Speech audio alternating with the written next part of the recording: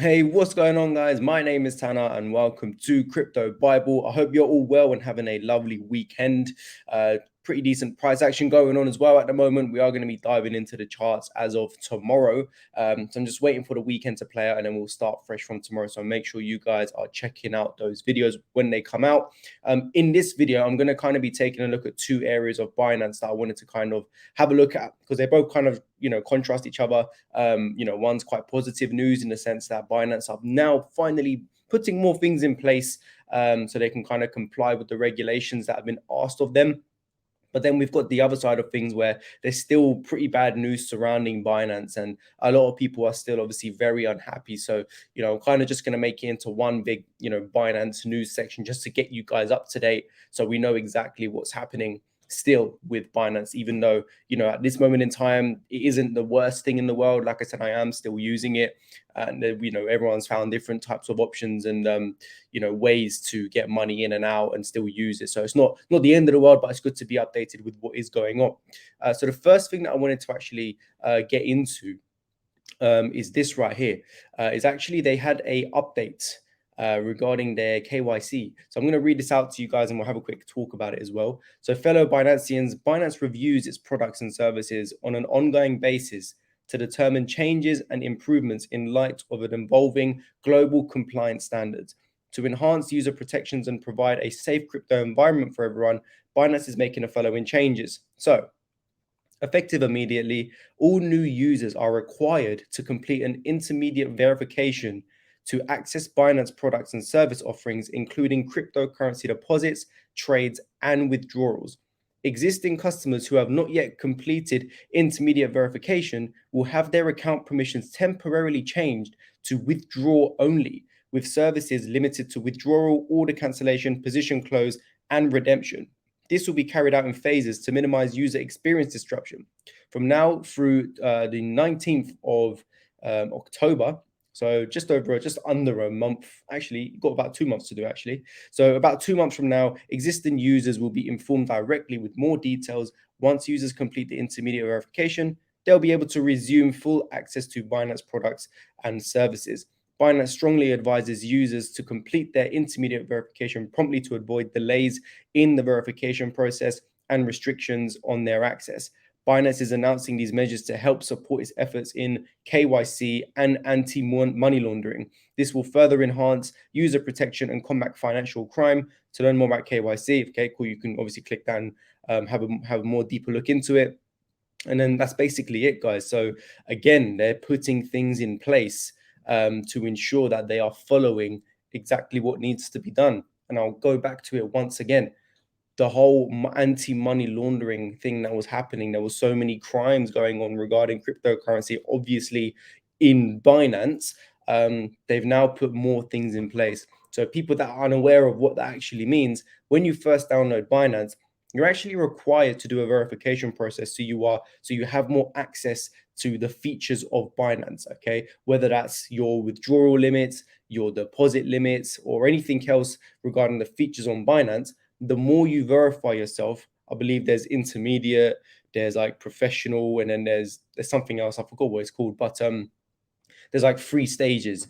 And the more you verify yourself and the more information you give, the more features you'll have available and the more access you'd have to higher limits, for example, right? And in this case right here, they didn't have that before. So, well, they did, but not to the extent of what they're doing now. So now if people were to actually, anti-money money laundering, they'd actually know who it is exactly who they are dealing with, which will obviously prevent crime rates and everything else. So, that's really good to see that Binance are starting to put more things in place now. And, a month ago, we were all kind of unsure with Binance, but I personally am liking the way they are moving. Obviously, the reason why we didn't hear from them straight away when the news came out was because they must have been discussing these things behind the scenes to put things in place. But then I'll go back to it again. When you think about it, they've put a lot of things in place over the last month, the whole leveraging, they're bringing that down. They've stopped withdrawals and deposits and everything else to ensure that they're putting things in place before they continue them. Obviously, they're doing this now too. So, and they've obviously stopped the margin trading of Great British pounds, euros, and Australian dollars. So, they're doing things, which is obviously really good to see, right? And I personally am liking the way they are moving right now. And hopefully, hopefully very soon in the future, these banks and everyone else will see this and just allow access for us to be able to use Binance again. It'll become a more safer option for people to use it again. So they're moving in the right direction, is basically what I am trying to say, right? Then we go on to the flip side of this, because a lot of people are still having issues with Binance that aren't even, regarding the situation that we've seen with compliance, for example, right? And if we take a look at this article right here, crypto traders want payback after losing millions to Binance glitches. Traders are teaming up to take legal action against the crypto exchange, but they face an uphill battle. So I did do a video on this not too long ago, right?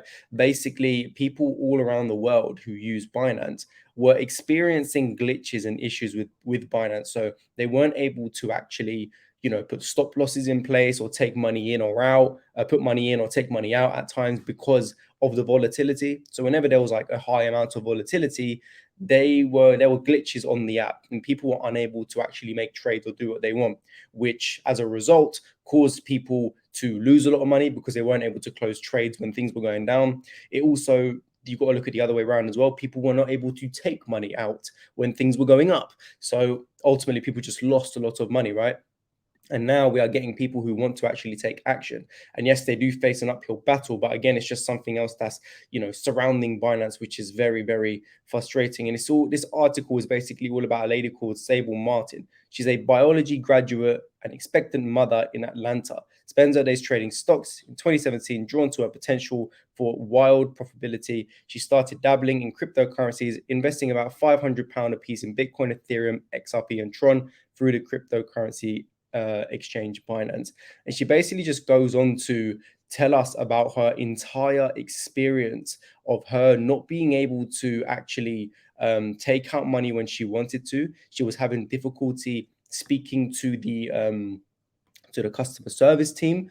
She was never really getting any responses. When she did, they were not great responses. She never really managed to get her money back. And she obviously then went on to realize that this was happening to a lot more other people around the world. And she, for one, wants to obviously start taking action against Binance for it. And understandably so as well, because when you think about it, the amount of time that Binance has been around for now, the last thing that they should be having are glitches within the app itself, within the exchange itself, right? They should definitely have things in place to be able to manage stuff like that. So obviously it's a very long article. I'm not going to read the entire thing to you guys. What I will do is leave a link to this in the description below for you guys to see, and you guys can obviously have a look at her story as well, because it's pretty crazy, to be honest with you. So have a look at it. She tells you a whole story. This literally came out on the 19th, a few days ago. So it's a good insight to actually have a look and see what actually happened to her, and having a different outlook on Binance itself, rather than all the compliance going on, because the compliance wasn't just the issue, and it isn't just the issue.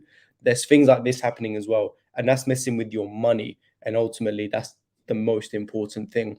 So take a look at that. I'll leave that in the description below as well, guys. Anyway, I hope you all are having a lovely weekend. Like I said, I will be back with a lot more videos starting from tomorrow, as well as the live streams. Please be sure to check them out. If you have enjoyed this video, please leave a like down below. Subscribe if you haven't already, and make sure your bell icon is on so you don't miss any other videos. And I'll see you guys very, very soon. Take it easy, people.